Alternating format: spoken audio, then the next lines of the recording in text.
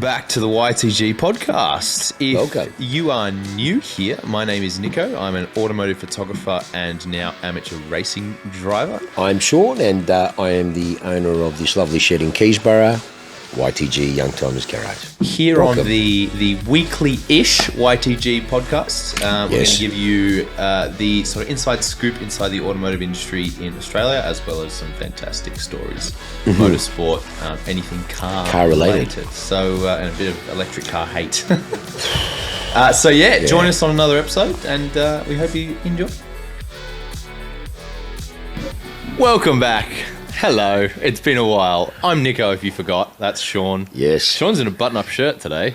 It's a bit weird. Bit official. I was going to see a few dealerships, but I didn't go in the end, so it was too cold and raining. And we got very busy here today, so we had a few unexpected clients, which was lovely.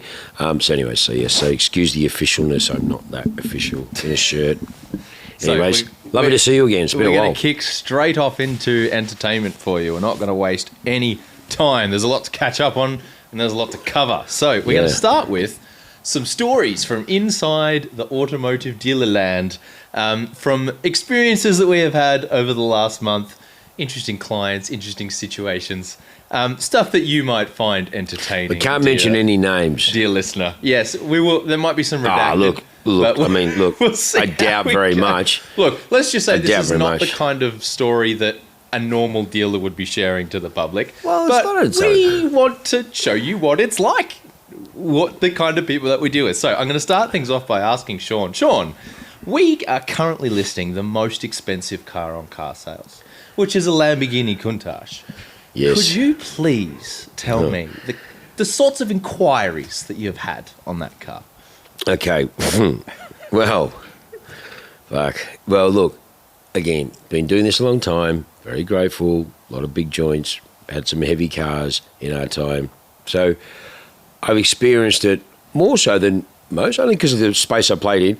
When you control or you have the most expensive car on a local market or in the world, or not so much in the world, but in southern regions, so to speak, Australasia, whatever. But when it's car sales even,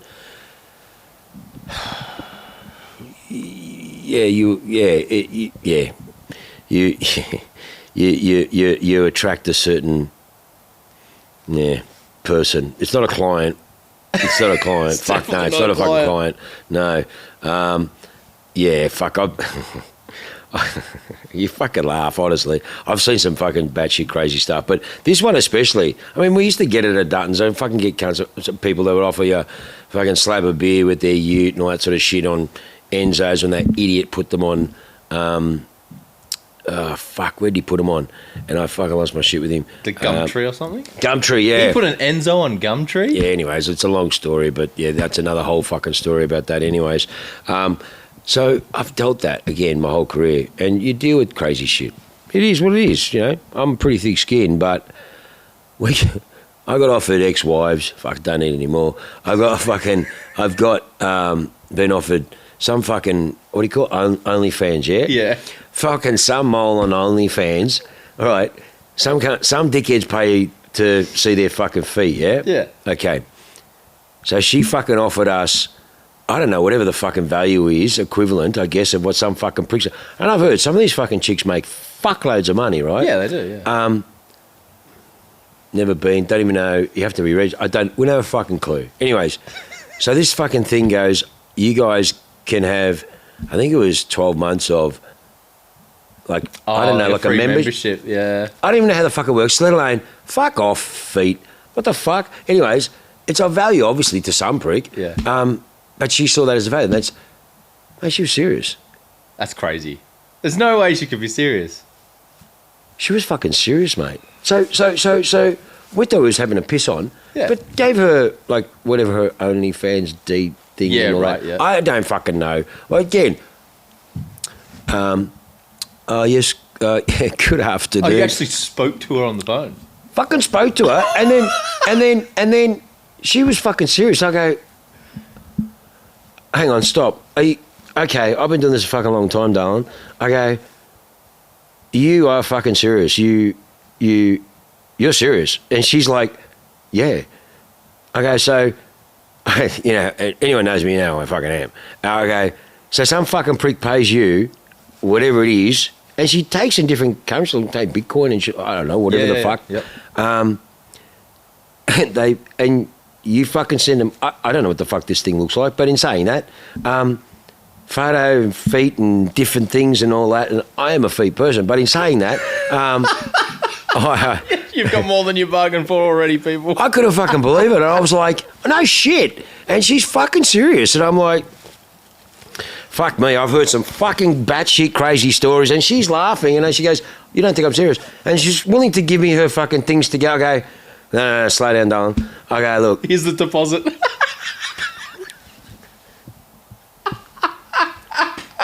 I go, no. I go, look, no, it's all good. I don't want fucking pictures of your fucking feet. It's all good. That doesn't fucking pay my fucking mortgage. No. And she's going, no, but I go, okay, look, okay. I can't even fucking believe I'm having this conversation. As I said to her, and she goes, but I'm serious. I go, fucking, that's the fucking crazy batshit thing. And she's going, I go, darling, I fucking believe you. That's the scary thing. But I don't think you understand. If you offered me Bitcoin or gold or something, no stress. But I don't want to see your fucking feet. I'm sure they're fucking grouse, but I don't want to see your fucking feet. That doesn't fucking work for me. And she's just gone, well, if you change your mind, I can fucking tell you now, that won't change my mind at all. I fucking couldn't believe it. Now, how do you fucking say that to car sales? I want a fucking refund on that because, okay, for anyone that doesn't know, all right, educate. Us poor fucking dealers pay for leads, right? Okay? So every time some fuckhead makes an inquiry and goes, I'll give you fucking 200, mate, and your car's 400, we pay for that, right? Now, that's why car sales, they have a monopoly. Anyways, so, again, playing in the space we play in, it's amazing how much business is done through the network, and again, we're very blessed. You do it so long, you do it right, you just get so much referral business. So a lot of business moves that way. But of course, car sales is the main game and play, and you get it. But ex-wives, mate. I mean, now, you're fucking around. You can't fucking trade worth nothing in the first place. But in saying that, it's like kids, I always did want a son, but in saying that, it's like land, fuck. How many pricks offer me fucking land? Like I want more fucking property. Beach house. These guys are serious. They're serious. Yeah. They're serious. And then, of course, you got the imbeciles that offer you $1 million, 1.2, whatever. Now, okay. How do you determine a price on a car like that? I've said this before, and I'll say it again, and the market's flat. We all know that. We're all over 18. There's no fucking white elephants in the room. Everyone knows how I fucking operate. And in a stronger market, yeah, cars could be 10, 20, 30% more. Some cases, 50% more.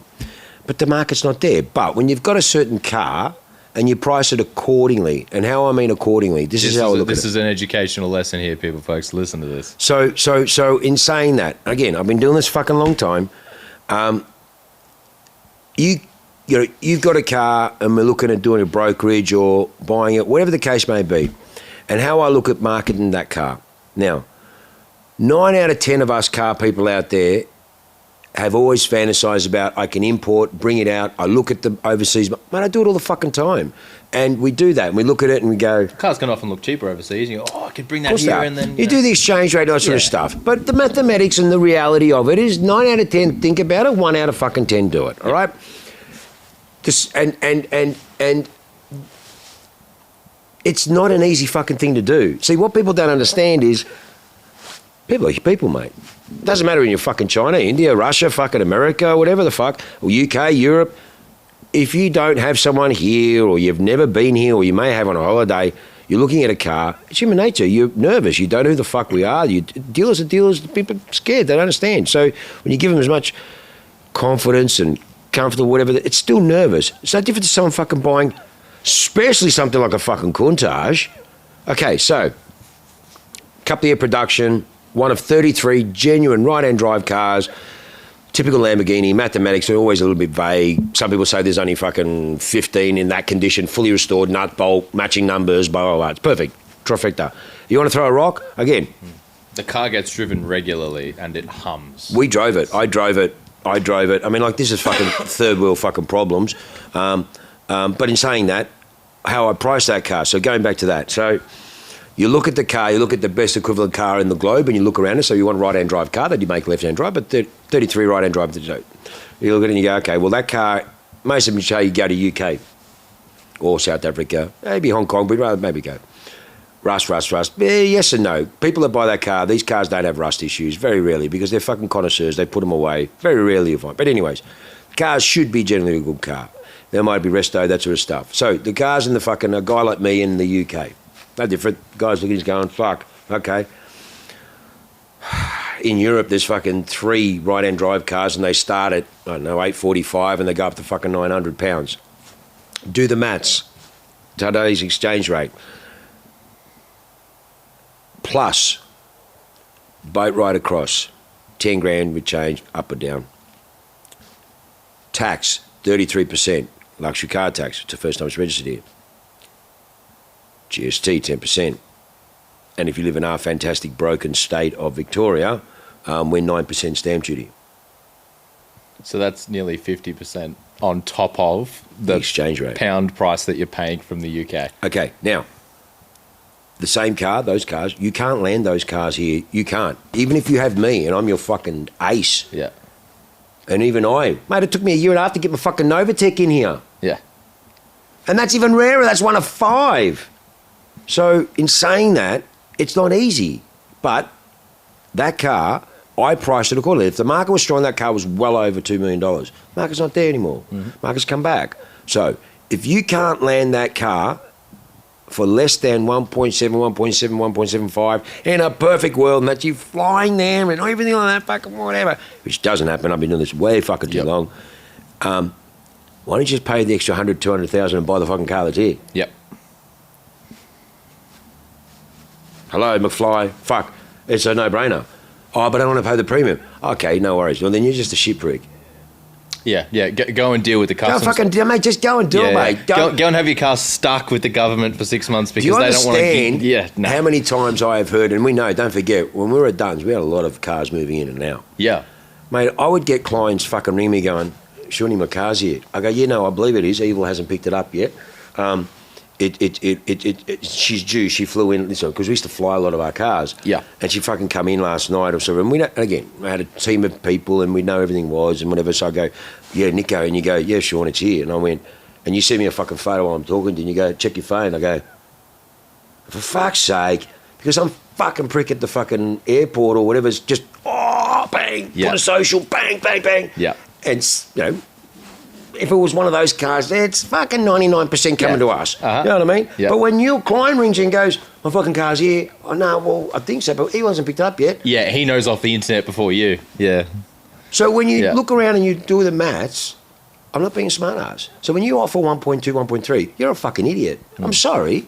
You are. You're effectively asking for a half-price car. Yeah, come on, go and do it yourself. Yeah. You can't do it, mate. So don't be silly. And the client has owned it for like 25, 30 years. So it's not like she's landed, moved 3-4 hands. Yeah. He's had it, restored it. Like, it's the perfect car. Original wallet, original leather, little game. Now, the market's soft. We are talking to people overseas. Like anything, we're always talking to people overseas. Yeah. Again, it's not easy, but that is a perfect scenario of how we've priced that car and how it's totally justified. Hang on. How about fucking Hello McFly? That idiot that made the inquiry on the 650 LM. Oh, yeah. How can you come up with this, officer? Oh, well, I've got a gut. How's your gut? How's the gut tell you how you come up with that price? Oh, it's 650. It's not 650. Yeah. That was how can you... That guy's an idiot. I'm sorry, you wouldn't be watching here, but if you are, you're an idiot, mate. And you know who we are. Who are you talking about? You can't. When we prove to you, not being smart asses, I'm not here to be a smart ass. I haven't built this fucking place by being a smart ass. Yeah. I just have a very low tolerance for stupid pricks. Yeah. And sadly, sometimes this stuff catches it. Sometimes it's hard to convince someone that the market deems the price of the car. What it is? You can't fix stupid. I'm sorry, you fucking can't. Oh, man. Think about it. Okay, again. Well, if you're asking $550 for the only car in the country, okay, one of 50 in the world, and if you knew the backstory of how this car is an Australian car and how it came here, It's fucking amazing. But in saying it, it's a very niche. Well, fuck, we only deal with most niche shit anyways. But in saying that, when someone rings up and offers you, what do you fucking offer the idiot? 350, 400? Something like that, Yeah, stupid. I mean, we get that again. But, sometimes I don't bother and other times I want to ring because it's human. I just have a bit of a laugh. Plus the prick cost me $100. So anyway, we have a chat and then justification, you were talking to them obviously, but yeah, we did exactly what Shaun just did. We went, this is what a car costs on the market. This is what a car has sold for overseas. And so he came up with his own reasons. Like, again, mate, a lot of people, in theory, when someone's looking at a specific car, he's honed in on that car. So he knows more so than, say, me to the intricate details. Yeah. I've always put my hand up. Yeah. Mate, I'm supposed to be half an expert on fucking everything. Yeah, it's hard. And so many different decades. Mm-hmm. So it's sometimes I put my hand up. I go, look, even the bloke the other day we were talking about the kudos. I go, brother, you know more than me. I know good things, but you know more than me. But the good thing was he could see what I said I knew was the truth. Yeah. And he could see the car was good anyway, because it wouldn't be otherwise. But and that guy there, like, he was going, no, I feel it just because, well, I think it's worth this because I feel that way, which is all horse shit for I don't fucking have an idea. But in saying that, and he wanted to be, he wouldn't listen to anything. We're just fucking shit car dealers, and they're for fucking $15 million invested in business, and we're just shit car dealers.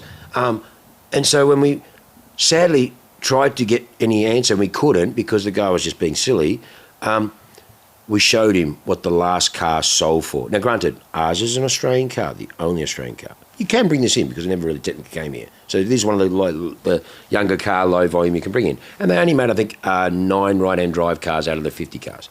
So the last car, we did the maths. And when you build a successful business and you do the right and you have clients of such long levels, and you've been here, mate. Yeah. He doesn't work here. He just runs the ship when it comes to all the socials and all that stuff. He's his own person, but he sees the intimacy with the clients and how good they are and how close we are and how many billionaire fucking people have come through. And that's not to impress upon you that it's the way we do things and that. It's transparent. Of course, we're a fucking business. We need to make fucking money. But on the same token, you can't fix stupid. And when you try to explain to them and when they're trying to give you all the reasons and you go, mate, we're just trying to show you how. And the last car sold for, say, it was like, 3 weeks or 4 weeks prior in the UK, because that's the other right-hand drive market, and I think 3 or 4 cars got delivered there. Anyways, it had done 5,000 or 6,000 miles, which call it just under 10,000 Ks. Our car's done fucking 5,000 Ks. And the equation match was with the exchange rate, it sold for 290-something pounds. So call it, we couldn't land that car here, even with me in your corner, for under 650. Yeah, and we've got it listed. And we've got a fucking 100 grand less. Yeah. So, and when we proved that, hello, McFly. Yeah. Hello. Oh, okay. Thanks, mate. Now, was he real? Not really. But look, you have to entertain him. We believe everyone's a buyer until they prove their innocence. Sorry, we believe everyone's innocent to prove their guilt. And for some people, it doesn't take fucking long, and others takes a while. But majority of the good people, and that's the thing. But we're just giving a bit of accounts because we were talking to a few dealers about this and just some batshit crazy stuff that's been happening and stuff you laugh at and we go, there must be just something in the water. We were just saying, well, I mean, we don't have much because we're not open to the public. And again, we're very blessed. I mean, 98, 99% of it's a really good business. You get that 1 or 2%. And these were those stupid pricks that we had to deal with. But in saying that, no, it was, fuck yeah. Like I said, mate, I got offered that much stuff for that Lambo. It was just out of control. Honestly, it's just bullshit. And again, mathematically on a world scale, we're the best. We're the best priced in terms of where we are. I'm talking in Australia. I couldn't give a fuck if you lived in Hong Kong or Singapore. I'm in Australia. Yeah. So I've got to represent the car accordingly. Yeah. And when the market's down, when the market was strong, and I know, mate, I was in Duttons when we built the joint, when the market was strong, and I know what these cars sold for. And the market's corrected. Have I lost money? No. You only lose money if you sell it. If you need to sell it for a particular reason, well, then that you can't control, and unfortunately the toys go. But if you hang on to it, the market turns, especially cars like this. These are fucking blue chip cars. Yeah. Blue chip cars. So it's something that will always be in demand, and they're generational. That's the big key. That's the other thing too. Generational is massive because you've got to peel that. It doesn't matter, 20s, 30s, 40s, 50s, and a lot of our cars are generational. Yeah. and you see the different people coming through that can appreciate it and do like them, which is really cool to see. It's getting far and few between as it's getting younger, but still, it is good. But again, going to that, that this Lamborghini has made me fucking laugh at the amount of fucking shit that we've had to fucking deal with. It has been bat shit fucking crazy. There's been some experiences lately. I mean, Not as bad. I mean, this has been the worst one. Honestly, in the 5 years. And I've had some crazy fuck. And I've had stuff more expensive, but yeah, the centre wasn't as bad. None of the centres were. The pistas weren't. Yeah. I mean, pista wasn't as expensive, but and it's not expensive, bro.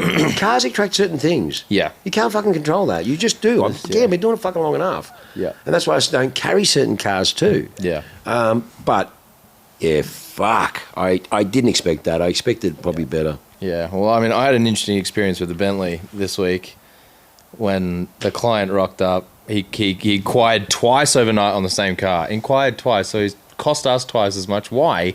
Well, the place isn't open yet. Why would you inquire twice in one night? Anyway, he then rocks up that morning, gives me a call, rocks up that morning, and introduces himself by telling me to Google his name so he can show me the active lawsuit against him. Oh, that fucking idiot. And that was an interesting experience. Okay, so again, I don't have 50 staff, all that sort of stuff. We don't have the big entourage that we were blessed to have in the other places. So again, I'm very close. People know me. I'm very trusted. So there's only a handful of people that I allow in here in the inner sanctum, I call it. Obviously, Niko's one of them. And because JP was away, there's a few people away, school holidays, this sort of shit. Niko was in the trenches giving me a hand. And when the leads come through, I'll just sort of handball them where I can. And anyway, so yeah, I fucking poor Niko. But it's good, you know. It's fucking. It's mate. It's fucking. It's what do they call it? It's fucking sharpening your teeth. It's learning on the job. That's for sure. Mate, and this joint, Dartons especially, because the doors were open. Imagine the fucking doors were open. Oh, here. dude, I can't imagine what you had to deal with at Dutton when it was open to the public.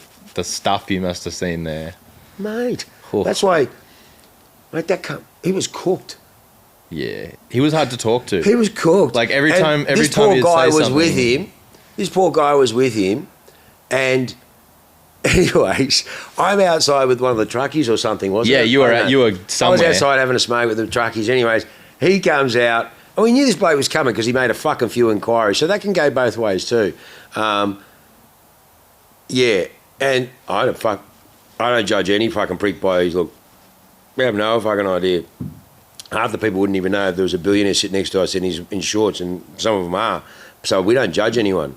But again, I've been around the fucking block a long time, and it doesn't take much. I need to ask someone a couple of questions, sometimes not even much, and I'll know if we're fucking being let out from the nut house and you're off your fucking medication, or you're just a fucking eccentric fucking lunatic that's just got plenty of fucking money and I can fucking swing with you as well. Yeah, absolutely. So, unfortunately, this guy was fucking on his medication or had dosed up too much.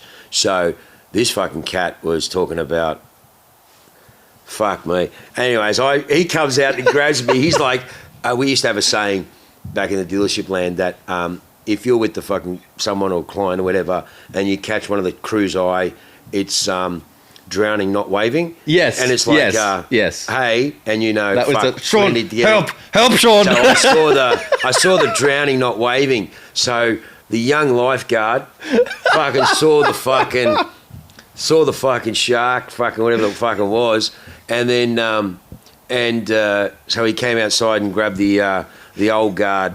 And then the old guard came down and started talking to him. You're like, and what the fuck? I'm just listening to everything this fucking bloke's saying, and he's talking about driving this and that, and I'm just listening. I'm looking at Niko going, fuck, are you pricks having me on here? And I just ask him, and this prick's fucking showing me, only people in the car industry can relate to this stuff, but I mean, look, it's human nature. I mean, it doesn't matter. I mean, we deal in cars. The principles are the same. It's just a different commodity in a sense. You know what I mean? But yeah, this cat was fucking cooked. Yeah. And I went, nah, we're fucking shutting this down right now. And he just looked at me, and I'm going, this ain't fucking happening, mate. And he's like, oh, we're not test driving. I said, we're not fucking test driving shit.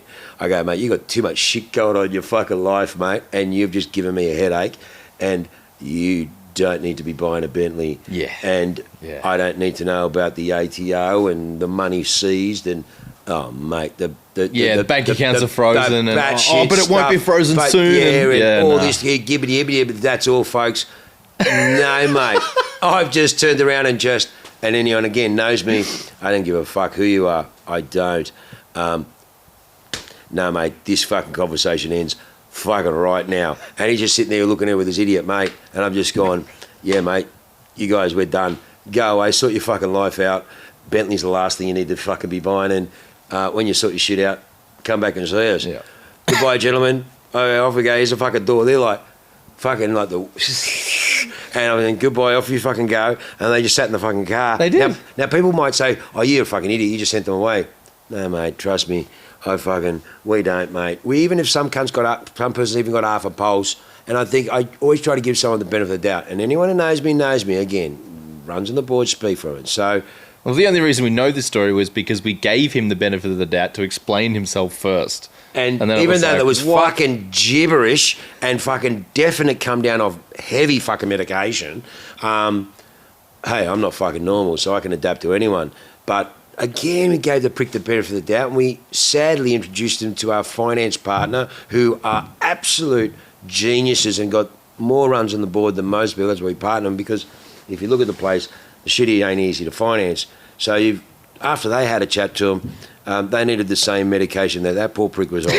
So basically, they just said, mate, we don't know what the fuck he was on or what he's talking about. So I went, okay, I don't feel bad because I was on the money again. Yeah. And we gave him the benefit of the doubt. And no, goodbye, see you, goodbye, never to be heard from again. Yeah. So... most places would go, oh, we're keen to do a deal. Yes, let's get the car out. Well, other places that we know of. And get the car out next to that fucking bang, has an accident or whatever the case, or drives a car, races, never driven one, says he's got one, but all then fucking smoke and mirrors with that. Fucking, I think even the FBI wanted to know about the other car or something he was saying. Yeah. Just out of control, batshit crazy. But again, you see some crazy stuff out there, and people say some fucking batshit kid because they need validation that they can... say, hey, look, I was in there and I was looking at this car and all that stuff, and people are strange. It is what it is. But you saw it, and this is nothing to do with anything apart from we know this guy was not right. We weren't disrespectful. We were very polite, but this is where experience comes into play. Yeah. And you're right. And even when we gave him the benefit of the doubt and introduced him to a totally independent person who has even more runs on the board when it comes to funding and all those sort of things, and they fucking went, mate, that guy is not there. Trouble. And he couldn't get a fucking set for fucking chewing gum, let alone a fucking Bentley. So in saying that, again, you cannot, I've always said, I cannot control who comes in the door. Yeah. You deal with everyone respectfully, as we do, until they prove their guilt. Yeah. And then we are like a fucking guillotine. Yeah, get out of here. Chop. All right, well. Crazy shit. We'll move on, because we've got some questions this week. Yeah, and then we've got our featured car, which we'll run through. So, first question is actually more for me than you, but I'm going to get you to answer this too, because when I started at YTG, which will become pertinent for this question, there was, I didn't always encapsulate this role. There was a time when YTG was fishing around for other contractors to do what I do. So the question is, what do you look for in a car photographer? Now, I obviously it's a very specific question for me, but I'm actually interested to hear from you. When you are looking for a photographer, as a dealer owner, what do you look for in a competent... Well, I'm very blessed to being part of some big joints, and someone said to me the other day, they go, do you reckon you're going harder? And I said, if anything, I'm going less harder than I did when I ran Duttons or Ferrari or Millions and that, because I was very blessed, had a very senior role, I was very responsible for a lot of people, we had to all that things, so you have to put a lot of systems and streamline to manage 50, 70, 80, 100 staff, whatever the case may be. From all of that, you needed to be efficient, you need to be streamlined, so you need someone that is very lateral thinking. So I learned more so from Ferrari days, because the independents like the Millions and that, They were big machines, like a Zagamis back in the day. Had all brands, but I was a part of the special forces, so prestige, if you will. And I liked that because you could do your own thing. You weren't tied. Yep. And I hate... Same. We've always wanted to be disruptive, as we are. The brand is here. And I could only do so much within parameters, especially Ferrari. Ferrari is very strict in what we could do and what we can't do. Has to be this, has to be that, there's this fucking all that. Great, but fucking every fucking Ferrari, and I get it. That's, I mean, I learned that through uniformity. But in saying that, you couldn't do anything creative. And plus also, most of the blokes you had were blonks. They know the set plain, fucking bang, bang, bang, bang, bang, and not really creative. And you couldn't really do anything out of that. And again, from there, and I remember that when we sat down, we did Duttons, I said, look, I really want to be able to just do some cool shit and just do some different stuff. And that's when I started looking for people and trying to find, and again, I was very blessed to Gavin and George, and always will love them for the opportunity they gave me. It was really my keys. Yeah. And like I've always believed, and that's my motto, no different you or Liam and Mikey, North Borders, brother, I love you. He started with me. His mum used to do something because his mum was really switched on back and she just knew a lot of good people. So we were she got me in front of AMA and we got some really good networking going. And then she told me, she goes, look, I've got my son, he's very brilliant, blah, blah, blah. It's all mums fucking do. Yeah, no worries, bring him in. Sat him down, gave him the fucking Sean Baker fucking rule book. Mm-hmm. And I said to him pretty much how I see things and not even you. This is where I believe we should be. Not because of what I believe, but this is the ethos of what the brand is. This is what we want to do. We are unique. We want to be different, tastefully, professionally, grow, get the right following, if you will, or that sort of thing, but allow them their creativity. Now, I have been in places, and we won't mention names, and you've been there, or places where the leader of the fucking Titanic ship, or whatever the case may be, it's this way. No. We're all oaring in the right direction, not different way. And you've got to allow them the creativity. And I suppose I'm one of the old dogs now, but always believe like you've got to find the right person who understands the vision. So like Liam, like you, Mikey. So I sat down and I went, right, this is where we are. You fucking be dedicated, understand. I don't want fucking back chat. Here's the keys to something very special. Don't put it into the wall. I don't mind you if you fucking rub the wall. Don't fucking bin it. But you got to fucking put her on pole, cunt. Mm-hmm. And I sort of said to him, I said, look, this is where we are. We work together. You've got a fucking good skill set. Because I looked at his shit and I went, yeah, this kid's fucking talented. Yeah. And I started with me and just gave him the fucking do it. Just do it, and just allowed him the creativity. We sat down. He knew what I wanted to do. He understand I'm not fucking normal. Any concepts work for me, or anyone knows I'm not normal. But it's not in a bad way because I've got what I want to do, and that's how I have been, and that sort of stuff. So no different to here. We did it our way, in a different way. But really, Niko's driven. His thing got the shit in my head, and that's what we did with Mikey. So when I look, so let's say things happen and you go, no, I need to take some time off, and you and Ariel go away for a fucking year. I mean, I'm very blessed. We've got the right team that we can put in place. But let's just say I fucking had no one. Yep. It would be the same. I'd just sit them down, and unfortunately you have to go through people sometimes. Yep. And I did that before Mikey. And I really did that. I did speak to a couple of people. Remember when I had that other person here and there was a bit of thing in that, but in my heart, and I've always... Go with your heart, man. That's fucking. If you don't go against it, you'll fuck yourself. Genuinely, you do. It's the truth. And regardless of what the consequences, you got to stick with it. But in saying that, I looked at that and I go, he understands it. He gets the vision. He can add value by putting his spin on it. Yep, he got it. Of course, they're going to fucking make mistakes, but that's because they're trying different boundaries and trying learning. Exactly. That's what you want. Yep. And that's the rubbing the wall. But and then together just on that thing, and then like I made like Mikey his own brand with North Borders, really pushed it, like with you. Yeah.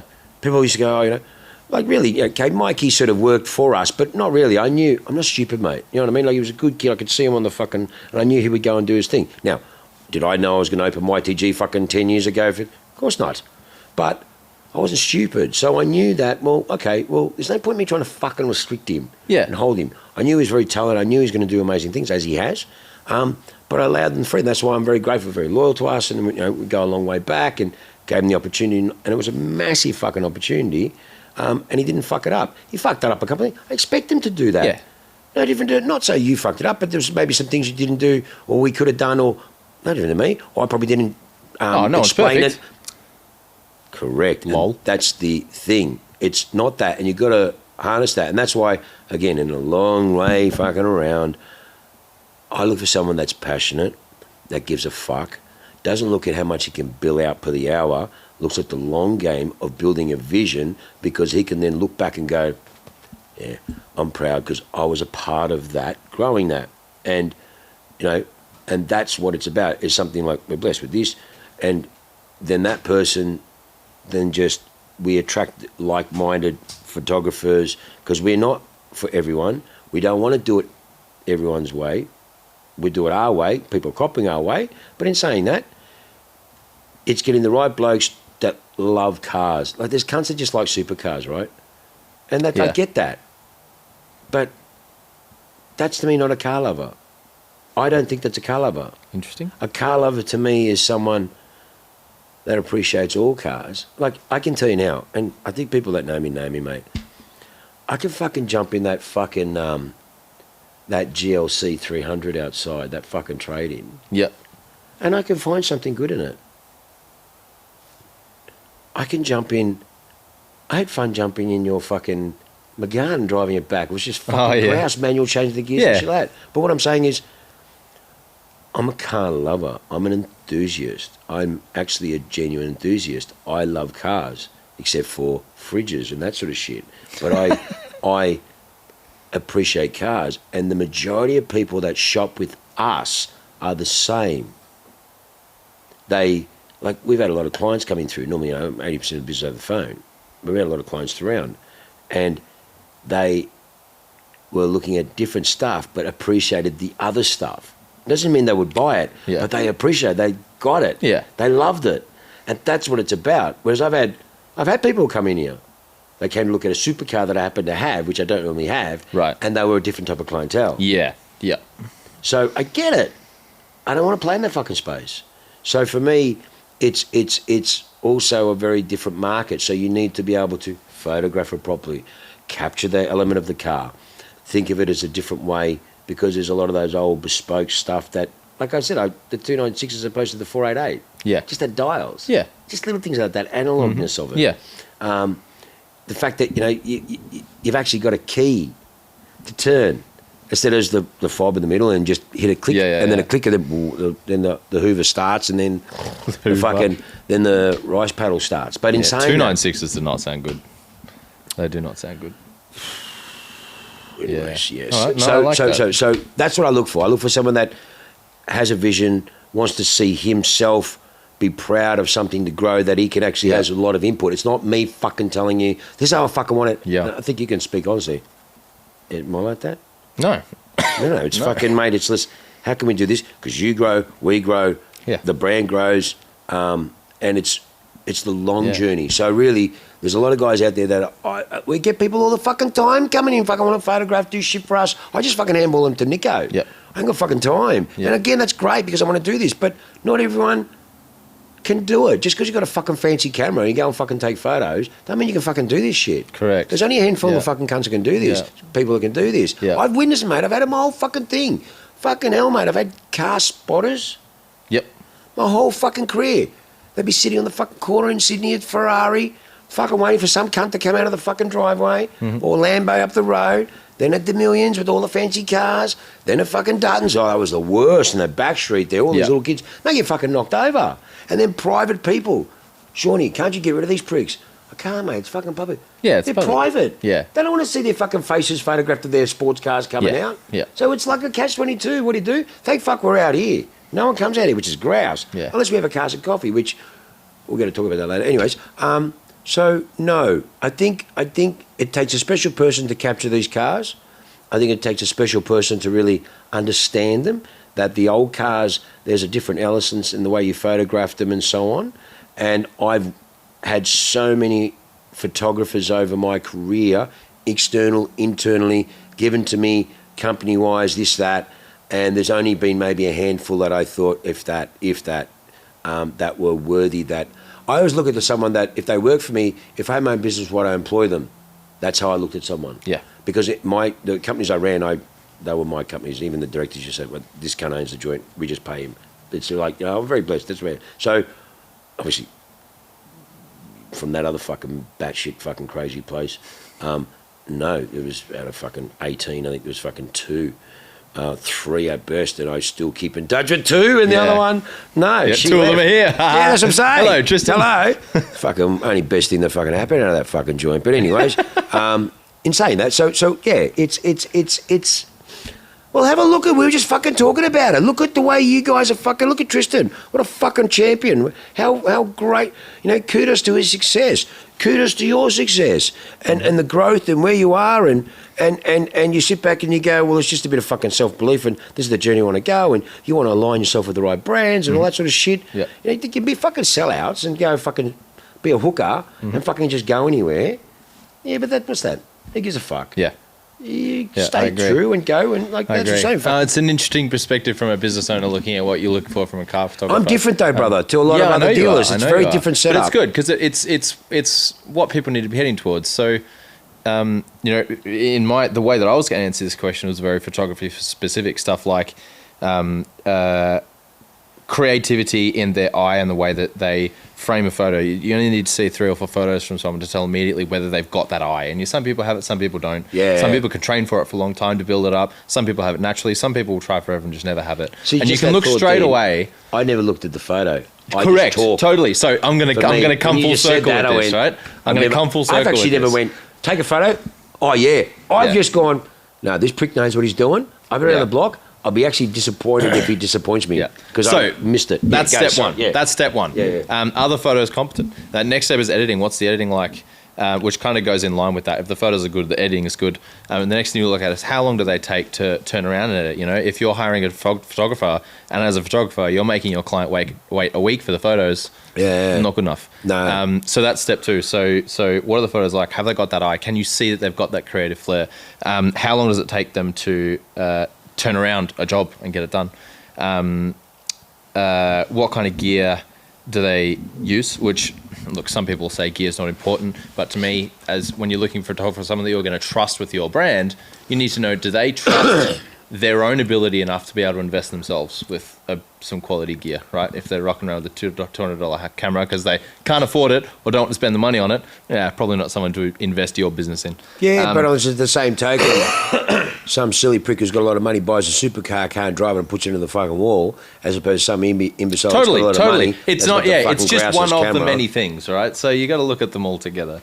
But then, all of those things taken into account, next step is what Shaun's just said is all of that stuff about being a good photographer is only half the picture. You also have to be a good businessman. You have to be self-driven. You need to be able to step out of your footsteps as a contractor. Look after your client's and look needs. After the client. And so one of the reasons that I'm sat here today, and the perfect example is... initiative. Fuck. Initiative. Can I tell you initiative for anyone out there? Yep. Okay. Don't do the bare minimum. Go above and beyond. I cannot fucking tell you. Fuck. I learned this at a very fucking young age. Fuck. A man that does more than he is paid for will soon be paid for more than he does. Yeah. I cannot fucking explain to you fucking more than that. It's fucking tattooed on my fucking arm. Yep, and I will show you that the exact... You take yourself out of the box as a perfect example and look from, say, I'm saying Niko or Mikey or whoever at the time, look at, how can we represent and how can we market and how can we actually add value and take an initiative? Look, I'm a fucking simple cunt. Everyone knows who I am, mate. Yes, I'm fucking groused. I've got the 4 stars and all that sort of shit. But it's also because I've had really good people around me that have helped develop. Like this, mate, half the fucking, mate, is due to him and the other good people around behind the scenes and that sort of stuff. Yes, we've all had the vision, but you need the right people to help you grow it. So if you can help really grow your clients and actually really take the initiative to go, how can we give him an edge? Not, will he pay me extra for that? If you keep training like that, you're going to be fucking nowhere, mate. Yep. You're going to be fucking nowhere. If you take the money out of the equation and go, right. Now, on the same token, you could have a shit client that just keeps fucking sucking. That's okay. Then you say, get fucked and you leave. That's right. But he's taking my shit. Hang on. If you're so fucking good, what are you worried about? Yeah. You got your shit. You'll just take it somewhere else and go somewhere where your work will be appreciative. But you don't look at the dollar first. And that's what I look at. You know, not the, it's fucking 5 o'clock, I've got to go. Mikey never did that. You never did. I don't fucking know what, Dave, you told me today was fucking Master Second and fucking 12:30. I don't have a fucking clue. And people know me, I'm like that.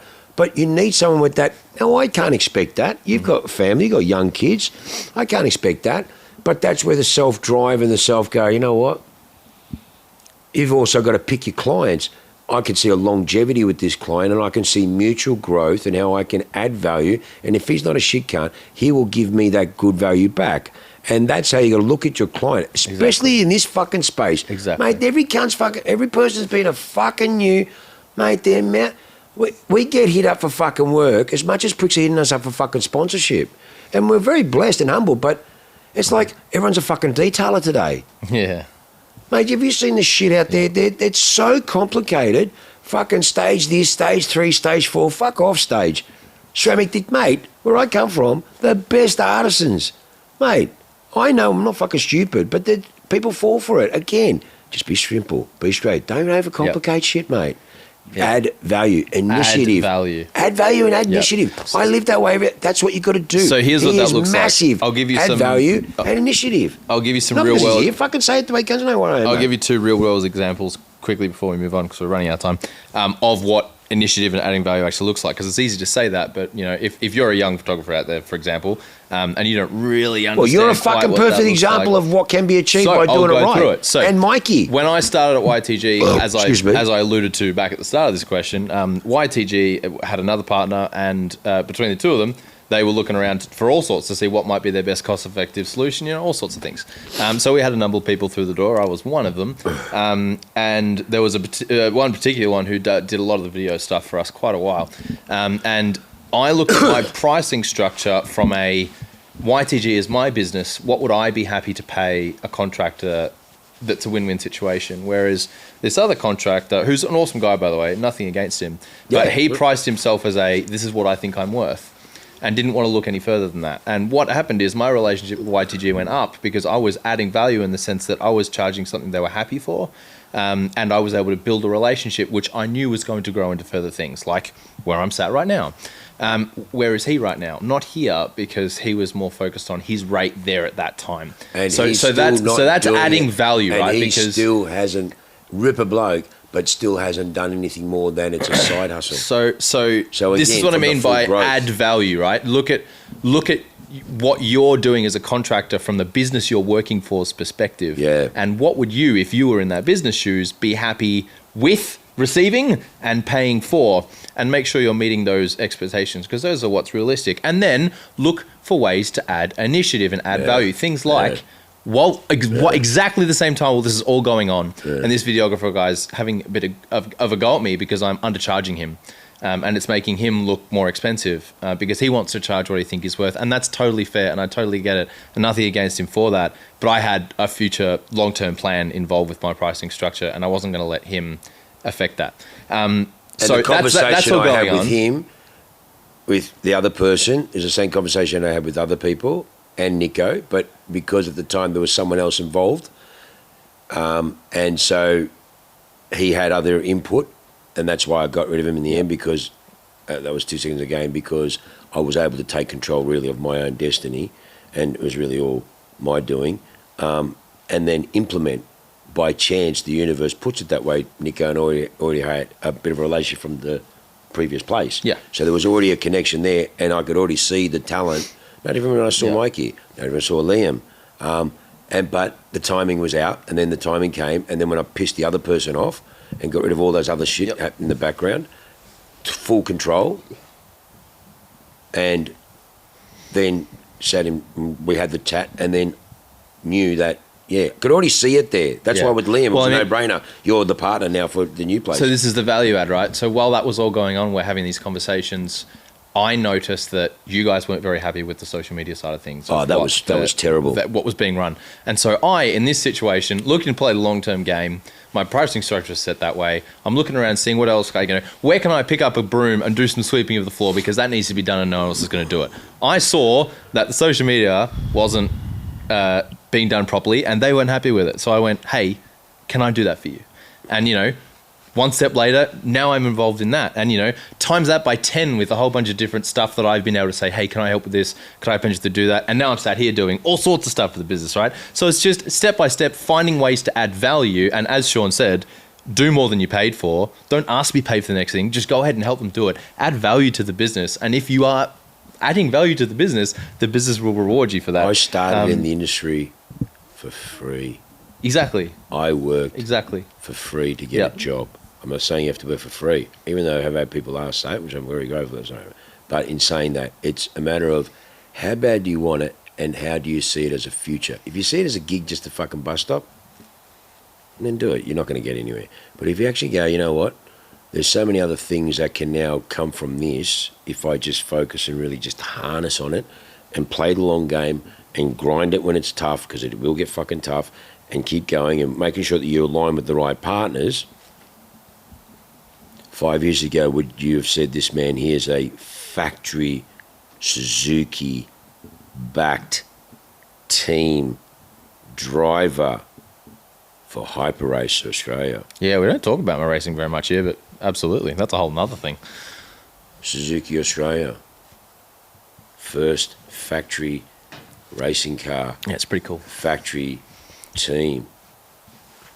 Factory racing driver. You love that word, factory. I fucking love it. Because we are fucking the only one. And that hasn't happened in fucking years. Thanks, Pachot. Got to talk next year. It's going to be fucking even bigger. But in saying that, it's one of those things that, fantastic. And that comes down to relationships from Michael Pachotto, who is the man for Suzuki. And we go way back from Ferrari days and DeMillion days, and we had some fantastic relationships, as you do with good people. Mm-hmm. And then when it came involved, and we had the opportunity, and they saw the massive value that it can bring, and it already has, they got on board. Now we are proudly the only fucking factory fucking racing team outside of fucking Japan. That's fucking big. Kudos to him. He's the factory pilot. But look where we started. Getting your head done in Port Melbourne. Yeah, come a long way since then. Fuck, we all have. We've come a long way since starting days. No, mate, people used to ask me back then, oh, mate, I said, mate, you're going to bury me here. Everyone knew, I was the face, or you'd bury me here. What the fuck?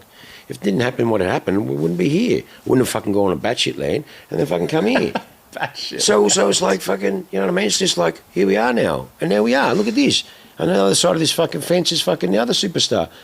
I'm saying super. What I'm saying is, we've all done amazingly different things. Tristan's kicking my ass. It's not a matter of kicking ass. It's a matter of just moving forward. They're all different progress. And then all of a sudden, you might grab an extra gear, and then all of a sudden, you're on a different way for your way. Yeah, I mean, as long as you're working hard and looking for the opportunities, they'll come, right? Look, mate, it's.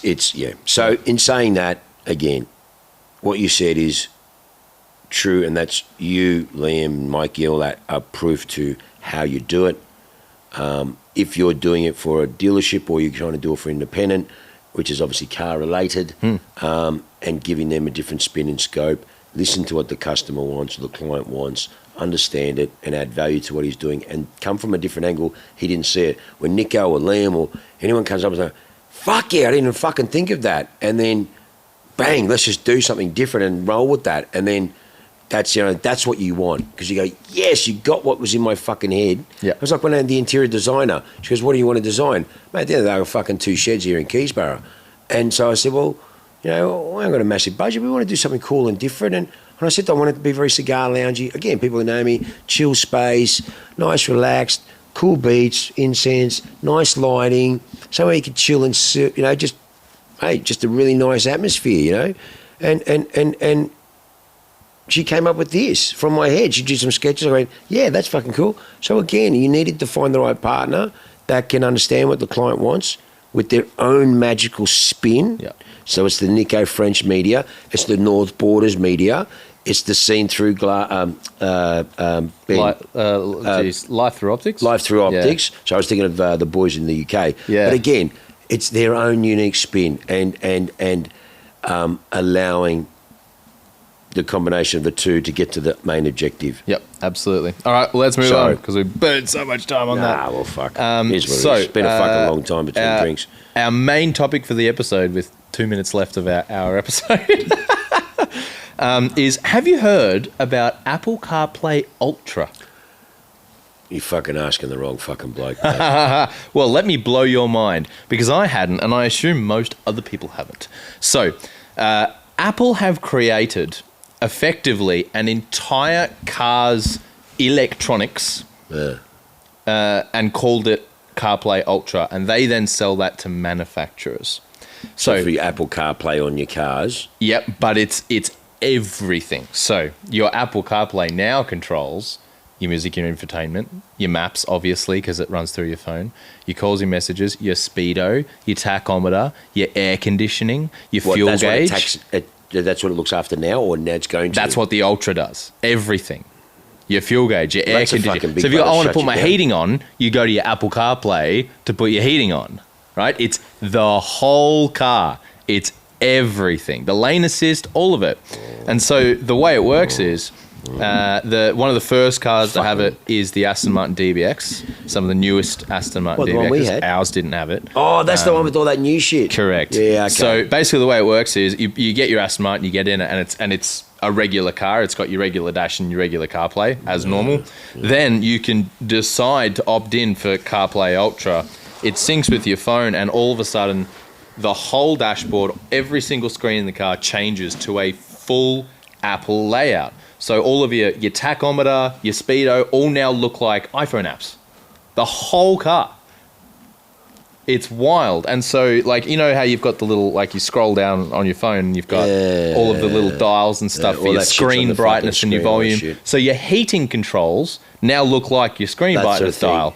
It's all Apple. The whole car. Everything's run off Apple. Is that what, to make it just more user-friendly because they're used to your iPhone and all that? I don't know. I don't know why it's been done. And they would cheapen your Aston Martin. But it's interesting, isn't it? Cheapen your Aston Martin. It's like, you know, all that. I feel like it does cheapen an Aston Martin, doesn't it? I cheapen think a Rolls Royce, cheapen yeah. anything high premium European. And then obviously like a brand new Mercedes with the 7 different screen layouts that you can have. Like an iPhone, your car is now fully customized. You can change what it looks like, and it's weird, right? It's fairly full on. No, mate, that shit. No. Yeah, I'd be interested to learn more about it, and I'd be interested to see whether, you know, if in 10 years' time, has that all fucking cars 296 now have got it? No. All cars might have this Apple CarPlay Ultra thing, and now you can, I don't know, like, it's bizarre, isn't it? Why does Apple need to control your heating? And now it means that, you know, it's still no more knobs, because obviously it's Apple CarPlay. Everything's still on the screens and haptic buttons, and I don't know. I'm not sure I'm a huge fan. That's just too much control. I don't know. I like the concept. I think it's cool, but that's too much fucking control. That no fucking way. It's interesting, isn't it? Yeah, that's fucked. No. I mean, I'm sure it'll fucking take off. Hey, look, I'm a fucking dinosaur. So. Anyways, that's too much. It's a very interesting technology, and I'm fascinated to see where it heads in the future. Because I mean, is this them saying they're going to head towards an Apple car? No, they jumped in that old fucking 911S. Oh, mate. And just jumped in it. That wood wheel. Yep. Man, just started it. Bang, lights came on, bit of fume. Pulled out. That sound, just clicked the door. That's fucking grouse. Yeah. There's fucking not even electric windows. Fucking grouse. Yeah. I'll never. Just fucking. Yeah, it's just like that Ferrari, you know, when Lloyd was coming back with the 328, you know. Oh, what a car! And then everyone was just fucking from the cafe just see it because it's just that iconic looking Magnum style Ferrari, and it's just raw and it's not easy to drive and it's just, you know, it's just.